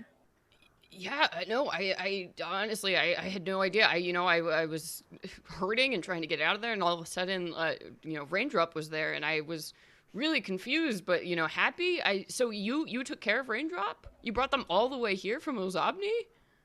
I did, yeah. We've really become close in these days, weeks of travel here. Got it. And this driftling sort of looks at you and then like looks down at Raindrop, and Raindrop looks up in between all of you, and he's like, well, I mean, you saved my life. Like, if you want to take Raindrop, that's, I'll be sad, but you clearly, you gave him a good home, and I mean, I'm not going to be doing a lot of running around. He kind of looks at his like broken leg, and it's like, I mean, I don't want you to think of Raindrop as like payment for what I did, for what we did. Like this was the right thing to do, and we would have done it regardless. Obviously, I care about Raindrop so much, and I would love to keep them with me, but I also don't want to just take your companion from you. I feel like this is maybe a longer I mean, if you want to give Raindrop up, then like, yes, I will gladly take them, but I don't want you to think of this as like payment. Okay. Well, Raindrop, what do you want to do, buddy? And Raindrop, sort of like looks up, with his big fox eyes, between you both, and kind of, like boops, Flick's hand, with their head, and then it kind of moves over and goes, and sits at your feet and looks up at you and just kind of swirls their tails like around your ankle, and the guy's like, I think Raindrop wants to stay with you too, so and clearly now they're like an adventure pet, and I run like a taco stand, so I'm not going to be doing a lot of adventure, so I think Raindrop would be happier here. And he smiles up at you kind of shyly. Well, I definitely want to keep Raindrop, and they're welcome to stay with me wherever I go for as long as I live. And we'll try to come back to Obzobni and visit your taco stand. But I'm so glad. Yeah, no, free tacos on the house anytime for you or your friends. Yeah, even you too, buddy. And, Raindrop, yaps, happily up at you. And Raindrop honestly looks relieved, too, as they start to kind of follow you around once again, going about your business now that they know their previous owner is safe and well. Once Lou has Raindrop following them again, now they are much more, paying much closer attention as they're interacting with the, rescuees and sort of oh yeah, med kits, I got whatever you need. Let's do this. You want to take some turns in the healing bay? Let's go. We got some food over here. What do you need? What about you? Let's go. This one, gray shirt. What's up with you? And Atash, what's going on? What do you do with Catalidin? What's going on there? I guess as I wander by Vanford's conversations, I can let them know that, just sort of fill them in quickly and briefly on the main reason I took Oppo's body. That if Vam wants to go, seek out the rest of the Daylight cult, I'm there. I'm on their side. I will do what I can using this body to help.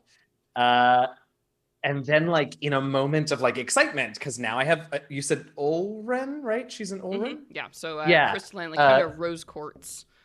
So I have an Olren back, which I haven't had since my Olren got blown up in, whatever episode that was. So I'm really excited, and after all of the experimentation I did with Catalidin, I start thinking about, all the things that I can...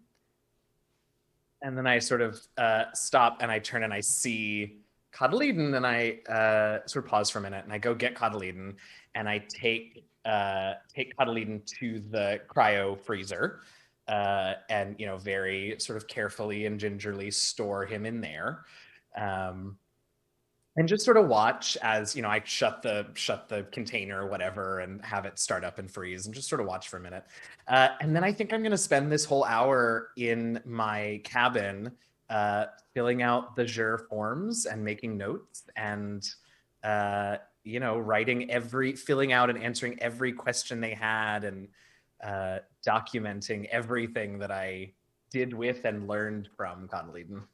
Yeah. And sort of putting exploring Oppo's abilities on the back burner. Absolutely. So this is what you end up doing with your time. And Ola, I think after probably you're doing whatever you're doing, I imagine you're helping people, putting in a course.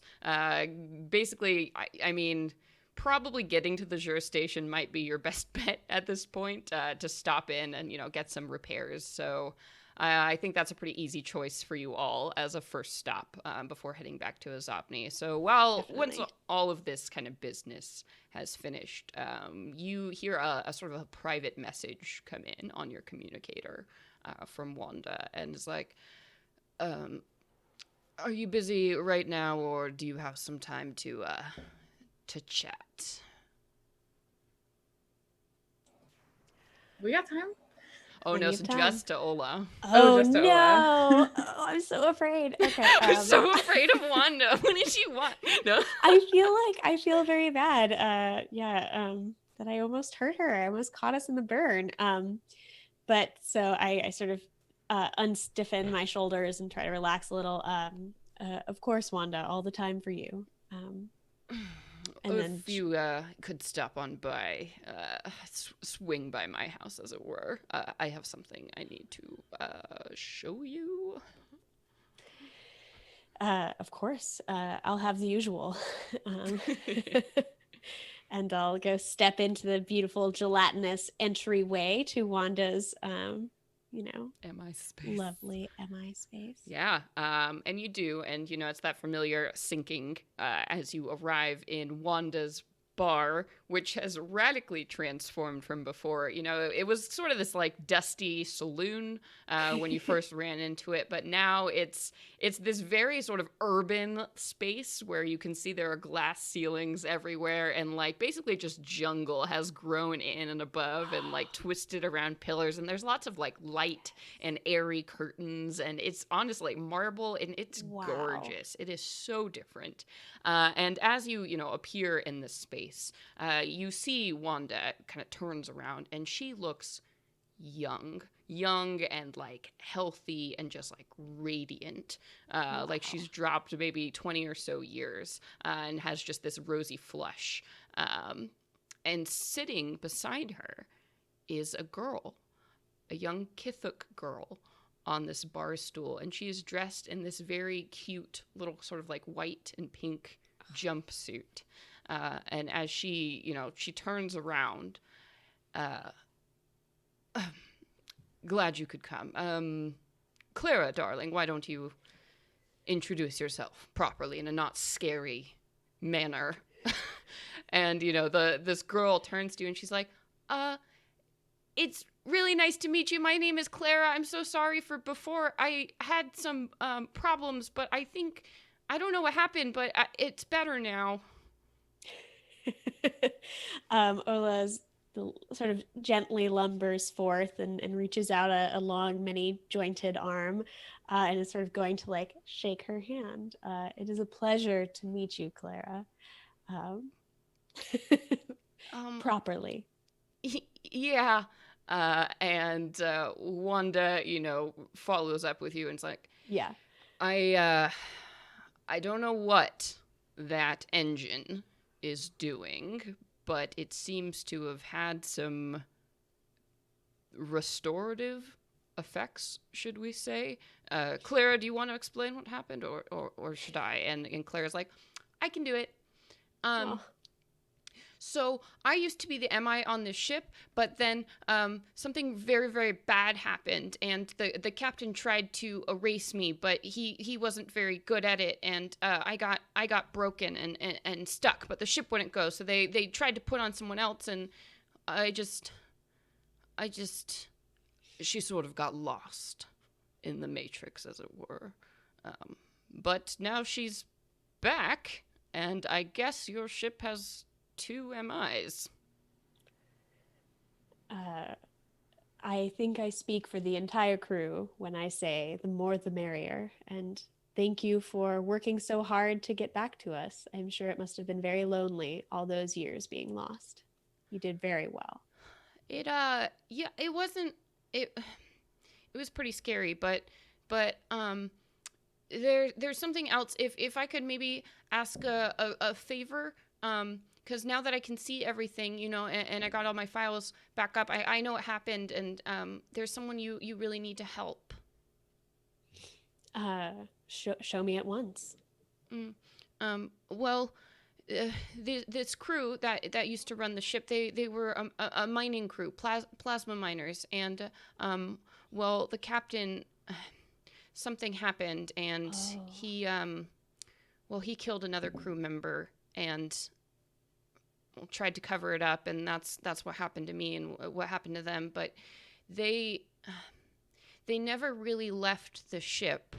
They sort of got stuck, and if you could get them unstuck, I think they could go to sleep, and they wouldn't have to be lost the same way I was lost.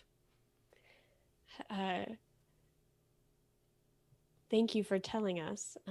I think that if we put our heads together, we can find a way to safely bring back and release this crewmate of yours. Yeah, if I think, well, so there's a smuggling panel on this ship. If you go and open it up, I think you might find what you're looking for. Ola is like, where? Mm-hmm. I've checked this ship up and down. Mm-hmm. I looks accusingly at Wanda. Wanda's like, I had no idea. They got in there and they messed with the programming. And she looks around and like she tries to pull something out of the bar, and it's just like water, and she's like, You know, he like throws That'll back do. a bottle of water. Oh my gosh. It's like fancy water from behind the Yeah. bar. I don't know, but the kid can show you. But anyway, that's it. And I'm pretty tired after you clipped my in the burn. So I've We'll got to get take right care on of that. that. Yeah. Apologies, Wanda. Lovely to meet you, and thank you so much for your help, Clara. I'll light go up the take a- panels on board the ship so you can find the hatch. That would be so helpful. Thank you. It was nice to meet you. Lovely to meet you. Wanda, have a lovely nap. She waves her like Evian at you. Yeah. All right, I'm gonna step out of the pod and go have a look at this panel, which may have lit up, and maybe one of you also see it. So maybe we can gather around to prying open. I'll definitely want to get the group together for looking at this possibly haunted smuggling panel. NBD. Yeah. You all see these bright lights come on. So do you all kind of congregate with Ola towards this? I would like backup. Yeah. Ooh, Yeah. All right. So you all move, along this lighted path towards this panel that's been built into like the northwestern sector of the ship. And as you're looking at it, you absolutely have never noticed that it is so flush and so well hidden that unless you were directed, there is no way you were going to find this panel. I think even Vam, you're like, what? Like it didn't connect to any of the other ducts or anything in the ship. It's just this built-in panel here. But now that you can, pry off this piece of paneling, and you see just a small chamber inside here, and there is a barrel. It sort of just looks like an oil drum there, and you recognize it as a plasma barrel that's just here and sort of sealed in this room.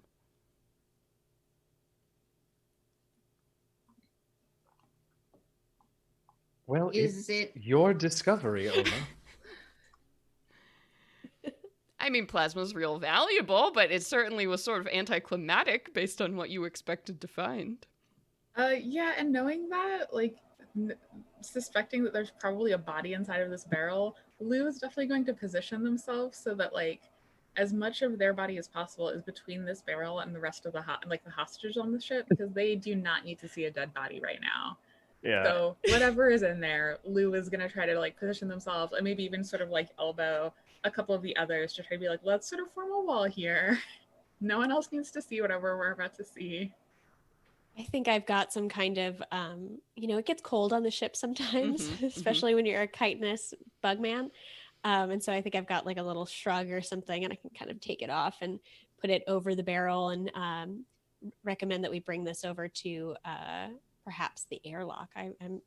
My instinct is to, as valuable as it is, to release it. I think no good has come of this substance, at least for whoever got trapped in it. Sure. What do you think? I mean, I definitely feel like we should open it first to see for sure what's in it. Because if it is something very valuable, we could always use more money because we have 0 Argent, I'm pretty sure. All right, maybe let's should we open it up where can we open it up sort of safely and maybe let something out of the ship, right? I'm almost thinking the place where you have stored cotyledon, right? Like it's kind of an enclosed And the freezer cryo space chamber. for bodies, but we can kind of like Ye- sneak, it might be a Yeah. decent place to Yeah. peer in at it at least. Yeah, and there's plenty of room in there because Oh, it yeah, fits it's a for huge bodies. area. So Yeah. yeah. How about we like grab a stick and just prod inside the barrel? See So if you'll we have feel to anything? unscrew the top of the barrel. funny. It's a sealed barrel. So I think you all have your sticks and you have your We're so your ready. fabric, and you are So so ready. As you get this barrel to one place and you unscrew it and you kind of lift up this cover here, and inside you see the silvery blue substance that is plasma, just raw plasma, which is one of the most valuable substances in all of Olaxis. You also know that plasma, what you learned about plasma ghosts in particular, is that These ghosts are made when somebody dies submerged in this substance. So as you look down into this barrel, you don't see like a body or anything, but a piece of like metal kind of floats to the surface here, and you see some dog tags that are just like floating on the top of this here, and you see a name, Orodavi, written on it. And I think you all feel this kind of chill that comes over you. I mean, you're in a freezer, but this is like a deeper, like a bone chill, as you see that you are no longer alone in this freezer. That ghost that you saw before is kind of floating in the space behind you, once again with those like black tears coming from hollow eyes. But this time they aren't yelling, they aren't fighting you, they're just kind of watching. And you see, they rub a paw like, across their face, and the tears stop. And you see sort of these like eyes blink into place as she looks at all of you, and then like nods, and sort of her thanks, and then she disappears. Oh.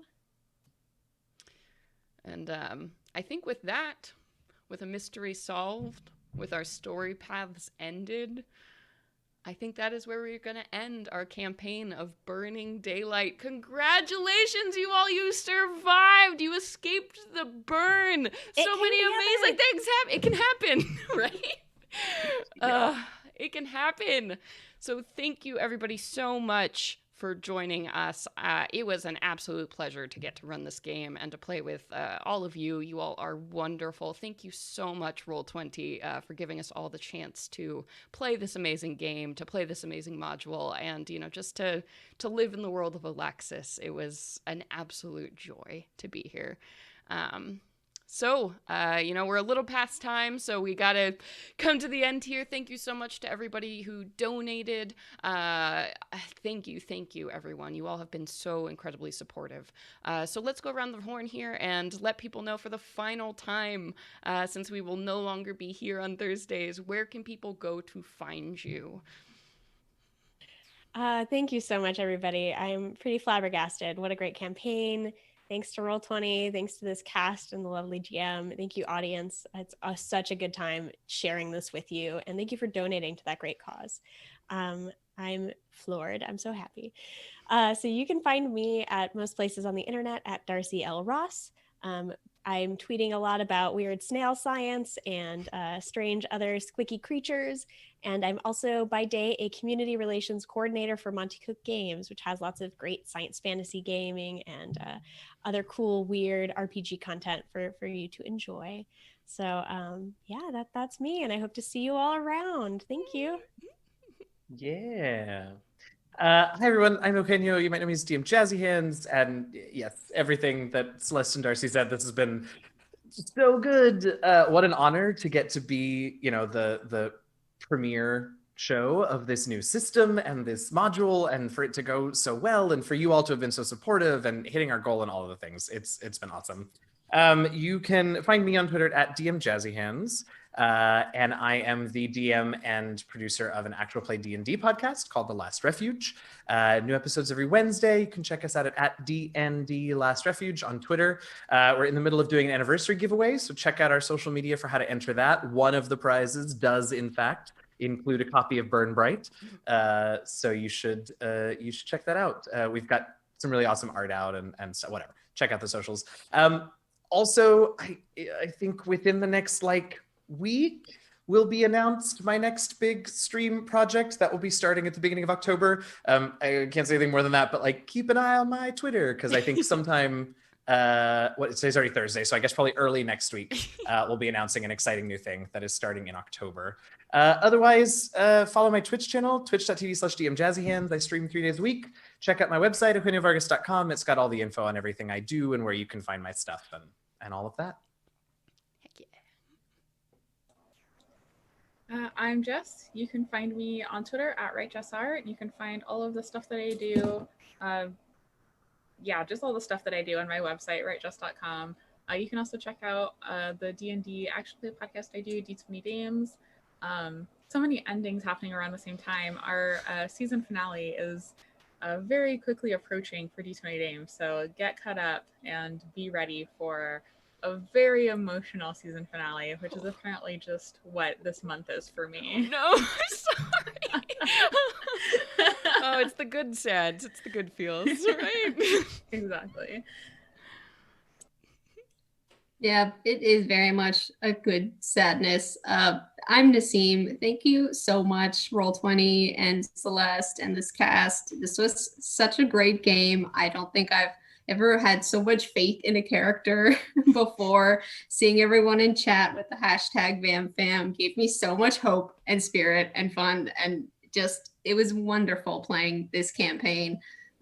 If you want to follow me in other adventures and campaigns, find me on social media at Nazgul and on the Venture Maidens Twitch channel and podcast. We stream Wednesday nights, and I also do a Let's Play stream Sunday mornings at 11 a.m., though I will be offline this Sunday. Yeah, and if you want to check out other streams I'm doing, other games I'm writing, podcasts, follow me on Twitter at cconowitch. You can see my full catalog of work and schedule and everything at celesteconowitch.com. So that is great. Wow. I would like to ask you all a favor. If you did enjoy this game, this stream, if you could go onto the YouTube channel and like all the videos just to retroactively let people know, because we still have people who are going to be finding this stream and this game, and your likes help encourage people to stick around and check out the campaign. So retroactively, all of these videos are going to be living on the Roll20 YouTube channel, including this episode, which we'll post there tomorrow. So, and just let people know. Let Roll20 know you had a good time. Tweet at James Intricasso, who made this, who kind of spearheaded making this game, and has been pouring his heart out to get people to check out this amazing game. And thank you all. Thank you all again. So for the final time, everybody, blast off. Blast off. Blast off. Blast off into Blast off, Olaxis. family! Goodbye.